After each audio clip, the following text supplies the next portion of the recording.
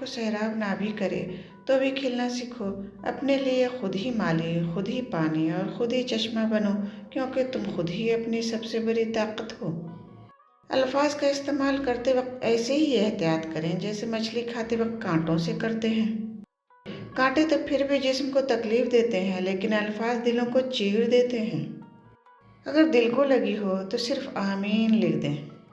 زندگی میں ہمیشہ وہ لوگ پرسکون رہتے ہیں جو پوری نہ ہونے والی خواہشوں سے زیادہ ان نعمتوں پر شکر کرتے ہیں جو انہیں اللہ نے عطا کی ہیں۔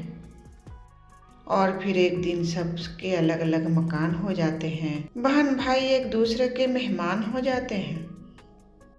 کامیابی کا لفظ بھی کام سے شروع ہوتا ہے۔ جب سردی میں وضو کرنا مشکل لگ رہا ہو تو یہ سوچا کرے گناہ دھونے جا رہا ہوں، اور اللہ جب کسی کو معاف کرتا ہے تو اسے نماز کی توفیق بھی دیتا ہے۔ زندگی میں بادشاہی پیسوں سے نہیں بلکہ باپ کے سائے سے ملتی ہے۔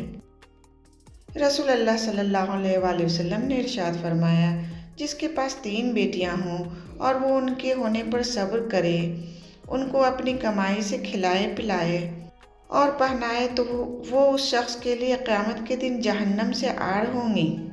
بیٹی وہ پھول ہے جو ہر باغ میں نہیں کھلتا۔